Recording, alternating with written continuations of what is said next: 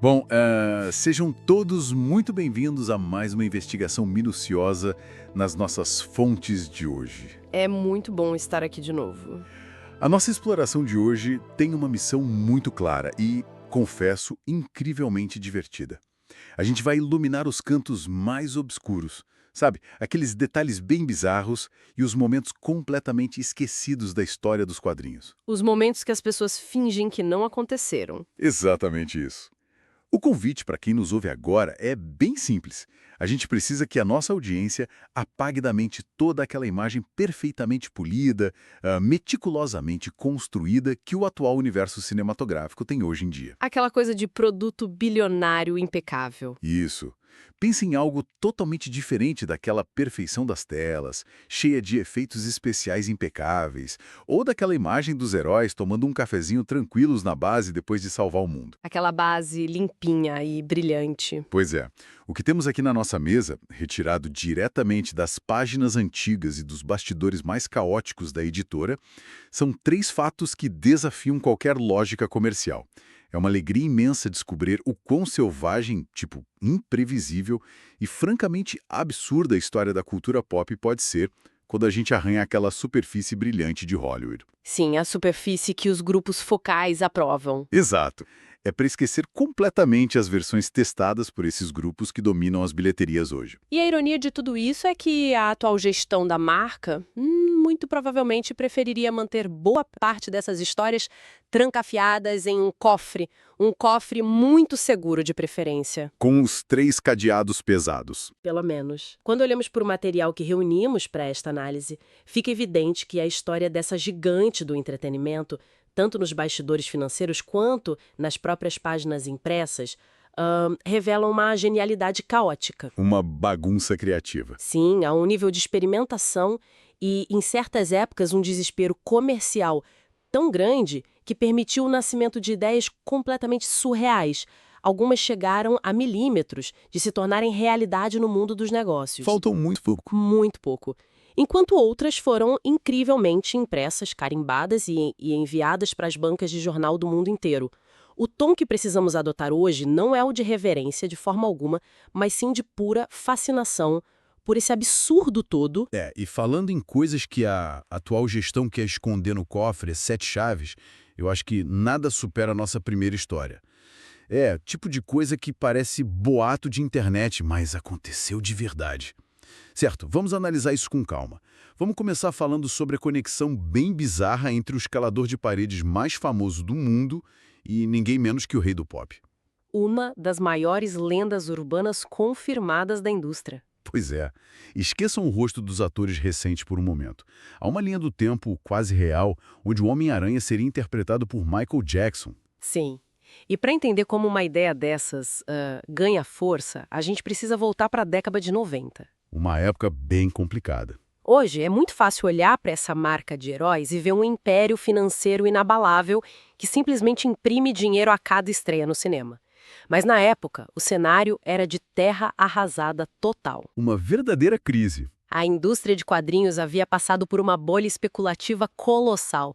As pessoas compravam revistas achando que eram investimentos financeiros, como se fossem ações na bolsa. Nossa, guardavam no plástico achando que iam ficar ricas. Exato, achando que pagaria a faculdade dos filhos. E quando essa bolha estourou, as vendas despencaram da noite para o dia. A editora estava literalmente sangrando dinheiro e, eventualmente, teve que declarar falência. É um nível de vulnerabilidade corporativa que pouca gente imagina hoje em dia. É quase impossível para quem acompanha as notícias de entretenimento hoje visualizar isso, sabe? A dona das maiores franquias do planeta, aquela que dita absolutamente todas as regras da cultura pop, estava com os cofres vazios e com a corda no pescoço. Desespero total. E é exatamente no meio desse caos financeiro, desse desespero absoluto para manter as luzes acesas, que entra a figura de Michael Jackson. E ele não queria apenas dar uma ajudinha, certo? Não, não. O plano dele ia muito além de ser um mero investidor ou um patrono caridoso das artes. Michael Jackson sentou-se à mesa de negociações diretamente com Stan Lee. Direto com o criador. Face a face. E a intenção dele não era licenciar um personagem ou financiar uma edição especial, ou sequer fazer um teste padrão para um papel no cinema. O objetivo dele era simplesmente comprar a empresa inteira. Comprar a Marvel? Apenas? Adquirir a Marvel Comics na sua totalidade.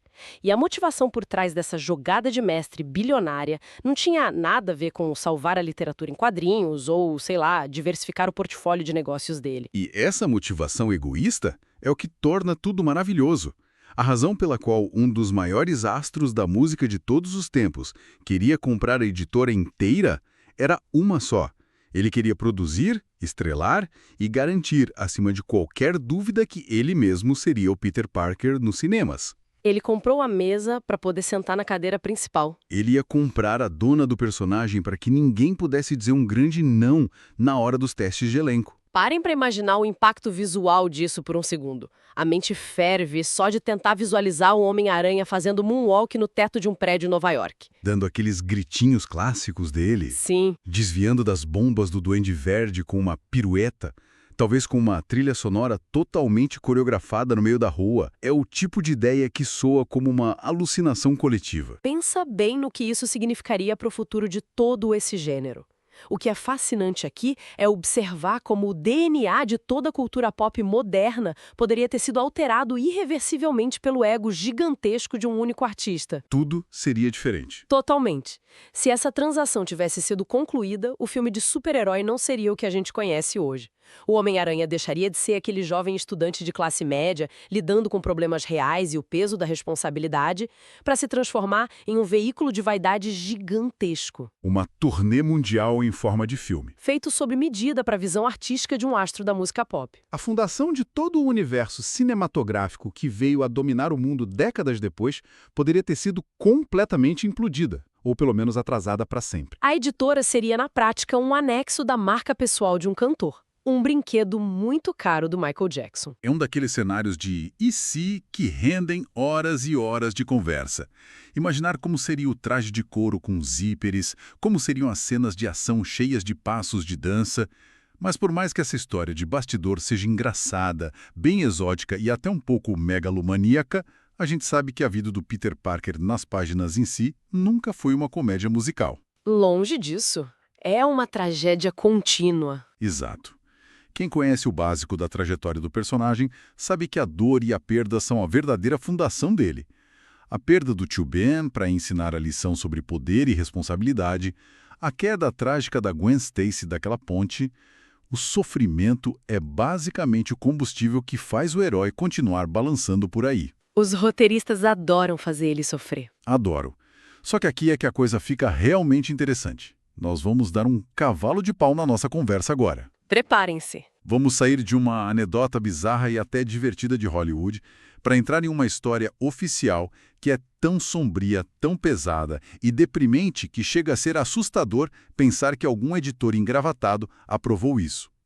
Estamos falando do fato de que existe uma história canônica onde o Peter Parker é a causa direta da morte da Mary Jane. É pesado. Para contextualizar essa tragédia monumental, a gente precisa olhar para uma minissérie específica dos anos 2000 chamada Spider-Man Reign. Aquela capa já é meio triste. Sim, ela foi publicada como uma visão de um futuro alternativo, um pouco na mesma veia de obras famosas que mostram heróis já envelhecidos em mundos bem distópicos. O cenário estabelecido ali não nos mostra o herói no seu auge, balançando alegremente por Nova York num dia ensolarado. Nada de piadinhas com os assaltantes. Nenhuma piadinha. O Peter Parker dessa história é um homem muito mais velho, completamente quebrado psicologicamente, aposentado do heroísmo e profundamente marcado pela viuvez. A cidade ao redor dele é opressiva, sombria, quase sem esperança nenhuma, e o peso dessa solidão o consome diariamente. É uma atmosfera sufocante só de ler. Mas o que realmente traumatizou quem leu essa edição não foi apenas descobrir que a Mary Jane havia morrido, mas sim a causa clínica, sabe? O motivo brutal que levou ao falecimento dela. E aí que entra o choque real da coisa. Porque quando a gente pensa na morte de um interesse amoroso nos quadrinhos de heróis, a mente vai direto para um supervilão clássico. A culpa é sempre do arqui-inimigo. Sempre. A gente imagina o Duende Verde jogando alguém de uma ponte de novo, ou o Dr. Octopus armando uma emboscada em um armazém abandonado, mas não. Dessa vez não foi um soco, não foi uma explosão, não teve refém amarrado em bomba, foi algo totalmente invisível e microscópico. E para ser bem honesto, é de revirar o estômago quando a narrativa finalmente revela o que realmente aconteceu no passado do casal. A revelação médica, o laudo da morte que a revista apresenta, aponta para câncer. E a explicação biológica por trás de como ela contraiu essa doença é de longe a parte mais perturbadora de tudo isso. É inacreditável. Mary Jane foi envenenada lentamente, de dentro para fora, ao longo de anos de casamento. A causa primária desse câncer foi a exposição contínua aos fluidos corporais de Peter Parker. Meu Deus. Especificamente o sêmen dele. A premissa do roteirista foi levar a origem do herói às últimas e mais sombrias consequências biológicas. Se ele foi picado por uma aranha radioativa e isso alterou o DNA dele, então cada célula, cada fluido do corpo dele também carrega essa radiação letal. Faz o sentido macabro. Faz. E isso significa que décadas de intimidade conjugal, de amor verdadeiro entre marido e mulher, transformaram-se numa sentença de morte prolongada por envenenamento radioativo. É a aplicação mais cruel, fria e deprimente das leis da física e da biologia em um universo que deveria ser pura fantasia de escapismo. É o choque de realidade no lugar errado. Totalmente. Isso destrói de uma forma que soa quase sádica qualquer traço do romantismo que aquele casal sempre representou para quem acompanha. Pensa no peso emocional terrível disso.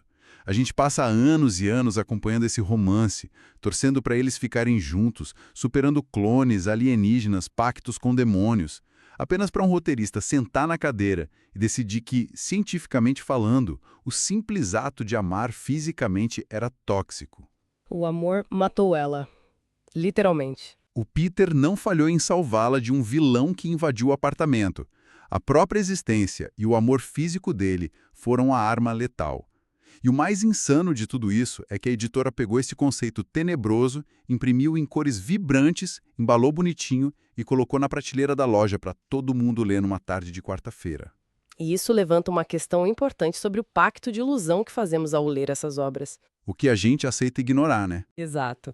Normalmente a gente aceita sem questionar absolutamente nada que uma adolescente ganhe força desproporcional e consiga aderir à parede de tijolos sem desenvolver múltiplos tumores agressivos no dia seguinte à picada. A gente só aceita. É a magia do negócio. Mas, quando a narrativa decide subverter deliberadamente essa lógica e introduz consequências biológicas incrivelmente mundanas e letais para poderes que deveriam ser apenas mágicos e divertidos, a história nos força a encarar a verdadeira maldição por trás da fantasia. É como pensar em como o corpo do Ciclope deve doer de segurar aqueles raios nos olhos. Deve ser uma enxaqueca constante. Sim. É uma escolha corajosa dos criadores abraçar o lado mais macabro e sombrio da ficção científica, inserindo um horror corporal silencioso e muito real no meio de um conto de fadas moderno. Mostra que o papel aceita qualquer premissa, por mais terrível que seja, desde que a lógica interna que eles inventaram ali faça algum sentido bizarro. Com certeza faz sentido dentro daquela maluquice, mas é um sentido tão depressivo que fica grudado na cabeça da gente por muito, muito tempo. Ninguém esquece depois de ler. Não tem como. Só que a nossa missão de hoje é navegar justamente pelos extremos absolutos dessas fontes. E eu sinto que depois de discutir a fundo o envenenamento radioativo conjugal, a gente precisa desesperadamente de um alívio cômico para equilibrar o clima por aqui. Precisamos de um respiro urgente. Então, para mudar completamente a rota e iluminar a nossa investigação, eu jogo uma pergunta monumental no ar.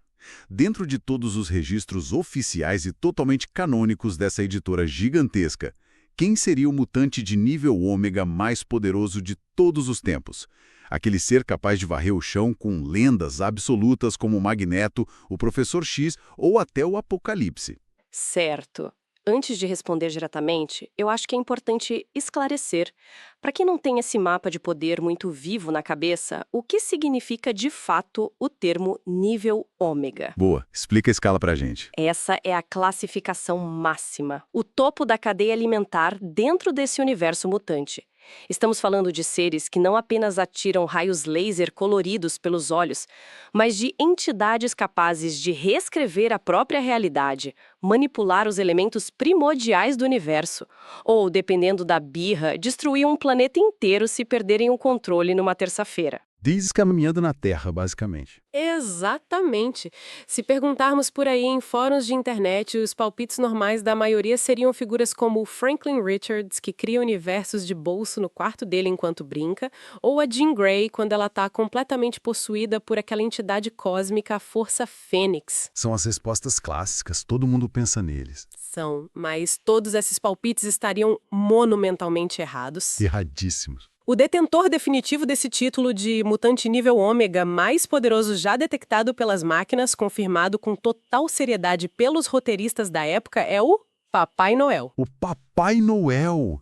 O próprio bom velhinho, o homem simpático das renas voadoras, da barba branca e do trenó mágico. Ele mesmo. E o fato de isso ser oficial, impresso nas páginas, é a prova cabal de que não existem limites ou amarras de sanidade de qualquer tipo nesse universo literário.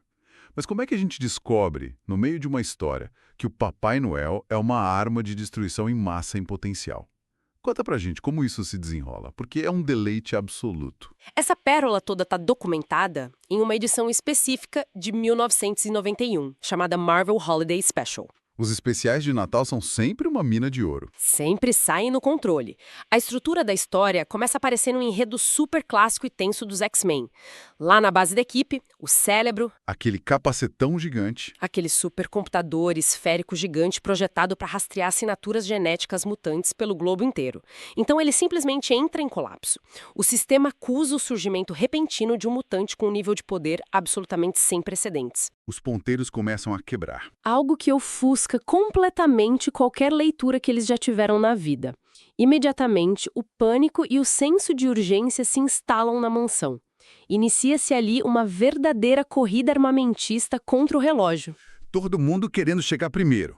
Claro, de um lado, os X-Men entram no jato e correm para tentar recrutar ou pelo menos proteger essa nova entidade colossal.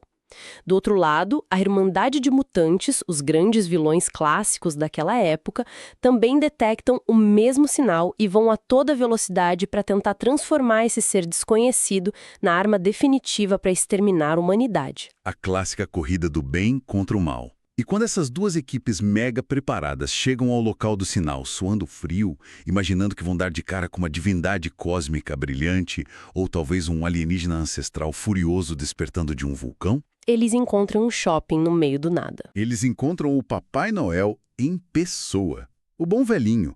E os vilões da Irmandade, que não são conhecidos pela inteligência diplomática, não pensam duas vezes, não é? Eles não têm muito filtro. Nenhum filtro. Eles veem um senhor idoso de roupa vermelha, acham que é um alvo extremamente fácil e decidem atacar brutalmente a figura mais amada do folclore infantil mundial.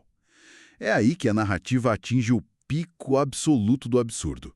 Porque o Papai Noel não saca uma metralhadora laser escondida no saco de presentes, nem lança rajadas de fogo infernal pelas mãos. Ele não precisa de nada disso. O que ele faz para resolver o conflito bélico é simplesmente genial e assustador ao mesmo tempo. Exato. A demonstração de poder prático dele é sutil, porém aterradora, se a gente parar para analisar friamente o que aconteceu ali. É bizarro. Quando a Irmandade avança com intenção assassina, ele simplesmente transforma todos os vilões ameaçadores em brinquedos inofensivos. Brinquedos. Literalmente transforma terroristas mutantes altamente perigosos em bonecos imóveis de plástico ou madeira. E a demonstração não para por aí. Como ele é uma figura folclórica que precisa operar nas sombras para entregar presente no mundo todo sem ser visto, ele decide arbitrariamente que ninguém ali deve se lembrar do que aconteceu naquele dia. Uma limpa na mente de todo mundo. Ele usa uma telepatia em massa, nível global quase, para apagar as memórias recentes de absolutamente todos os heróis e vilões presentes na cena. O professor X teria inveja de uma telepatia tão limpa. Muita inveja. E logo em seguida,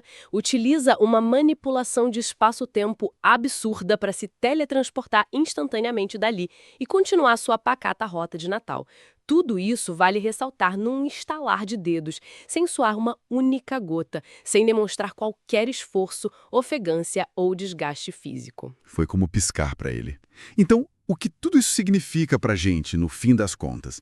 Significa que, Dentro do mesmo universo narrativo gigante, onde heróis urbanos perdem tragicamente o amor de suas vidas para doenças terríveis e realistas causadas por radiação celular, o bom velhinho do Natal tem o poder bruto de subjugar os mutantes mais perigosos do planeta, transformando todos em itens de prateleira de loja de brinquedos. É o poder do roteiro. Pensa só na dimensão cósmica disso. O Thanos, com toda aquela pose de ditador espacial imponente e a manopla cheia de joias brilhantes e poderosas, poderia ter sido facilmente resolvido se tivessem entrado na famigerada lista de crianças mal comportadas. Ele com certeza estava na lista dos travessos. Lógico que estava. O Papai Noel poderia simplesmente aparecer em Titã, jogar um pedaço de carvão na cara dele, transformar o Titã louco em um quebra-cabeças infantil de 1000 peças e o universo inteiro estaria completamente salvo e em paz a tempo para a ceia de Natal. Sem Vingadores, sem viagem no tempo. Nada disso. Se conectarmos isso a um panorama maior sobre a indústria, a existência canônica do Papai Noel como essa força da natureza absolutamente imbatível ilustra perfeitamente o que torna a literatura de quadrinhos tão única e maluca. O universo compartilhado dessas revistas é, na essência, uma caixa de areia gigante. É um laboratório insano onde as regras da realidade são 100% maleáveis à vontade do escritor daquele mês. Tudo pode acontecer. Não existem fronteiras estritas entre os gêneros literários ali dentro. É um espaço onde você pode explorar traumas psicológicos profundos e horrores corporais realistas em uma página de forma super dramática e literalmente virar a página seguinte para ter figuras puras do folclore infantil humilhando supervilões táticos e armados. Essa colisão de tons é espetacular. A grande beleza reside justamente nessa liberdade absurda que permite que narrativas tão opostas coexistam no mesmo plano existencial, de forma totalmente oficial e carimbada com o selo dos editores. Vimos de fato os dois extremos absolutos do que significa escrever e produzir histórias em quadrinhos hoje, não é? Foi uma viagem de altos e baixos emocionais e narrativos bem incríveis pelas nossas fontes. Reais. Para resumir o trajeto impressionante que fizemos hoje através de todos esses materiais, a gente começou mergulhando fundo nos bastidores financeiros sombrios de uma década em crise aguda. À beira da falência. Uma época onde o ego colossal e sem limites de um dos maiores astros da música pop mundial quase reescreveu a história corporativa de Hollywood ao tentar comprar a editora inteira só para poder brincar de ser herói nas telonas. O Homem-Aranha dançarino. Depois dessa maluquice corporativa, nós fomos confrontados com uma deconstrução brutal e clínica da fantasia heróica clássica. E foi pesado. Observando de perto como a aplicação fria da física e da biologia em poderes que deveriam ser apenas fictícios, resultou numa das histórias mais mórbidas, perturbadoras e tristes, já escritas sobre a intimidade e o casamento de um herói. O pior desfecho possível. E, por fim, encerramos a nossa jornada exaustiva atestando o poder cômico, surreal e absoluto de ver figuras tradicionais e amáveis do Natal sendo friamente classificadas nas telas de computador como as armas genéticas mais poderosas de toda a Terra. E exatamente por conta dessa montanha-russa imprevisível, que essas histórias muitas vezes varridas para debaixo do tapete ou simplesmente esquecidas importam tanto para quem é fã. O grande ganho de quem acompanhou a nossa investigação até aqui, escutando a gente, é perceber que a alma verdadeira da cultura pop não mora de jeito nenhum naquelas superproduções padronizadas de centenas de milhões de dólares, que são tão calculadas em laboratório para não ofender o público e vender boneco. É o enlatado seguro. Isso. A magia real e vibrante está justamente nas margens arriscadas, meio sujas e experimentais das revistas antigas. Está naquelas experimentações malucas, no desespero de uma equipe criativa tentando qualquer coisa, qualquer ideia absurda para a empresa não falir de vez naquele mês. E na liberdade totalmente desenfreada de roteiristas que podiam cruzar a linha do bizarro, do ridículo num mês e no mês seguinte escrever um drama humano profundo e premiado. É isso que torna esse meio literário tão fascinante, elástico e vivo. E a memória popular atual tende muito a higienizar esse passado, sabe? Guardando na vitrine apenas as partes que fazem sentido comercialmente hoje. Só o que vem de camiseta bonita hoje. Exatamente. Mas quando a gente se esforça para resgatar esses desvios criativos esquecidos, essas loucuras narrativas maravilhosas, nós compreendemos de fato a energia caótica de improviso improviso que manteve essa indústria inteira viva e respirando por tantas e tantas décadas, muito antes dela se transformar nesse império gigantesco de cinema que domina tudo. Falou tudo. Resume perfeitamente o nosso mergulho. E, para encerrar oficialmente a nossa exploração de hoje, eu quero deixar uma verdadeira pulga atrás da orelha de todo mundo que esteve aqui acompanhando a gente. Deixem a imaginação fluir agora. Parem um segundo das atividades de vocês e imaginem o seguinte cenário de pura ficção. Se essa editora incrível, em toda a sua coragem e também loucura editorial ao longo dos anos, conseguiu oficialmente transformar o simpático Papai Noel no ser genético mais poderoso de toda a galáxia. E se eles quase deixaram por uma questão de dinheiro o Michael Jackson comprar o controle fictício de Manhattan inteira só para poder balançar em teias cantando na tela do cinema? O que mais é possível, não é? Exatamente. Quais outras lendas urbanas, quais outros mitos maravilhosos de infância ou ícones intocáveis da música poderiam, neste exato momento em que conversamos, se encaixar de forma secreta, mas perfeitamente lógica, nas regras absurdas de poder dos quadrinhos? Pensem nisso. Quem sabe o Coelhinho da Páscoa não é, na verdade, um simbionte alienígena ancestral adormecido? Tudo é válido. Tudo pode estar lá. É um convite aberto para a imaginação da nossa audiência. Tentem criar as próprias combinações caóticas na cabeça de vocês. Pensem em quem mais poderia estar escondido nas sombras profundas do cânone oficial dessas editoras, apenas esperando nossa próxima investigação detalhada para vir à tona. O desafio criativo está totalmente lançado. Muito obrigado pela companhia fenomenal de todos que nos ouviram hoje e até a próxima análise. Até a próxima. Foi um prazer.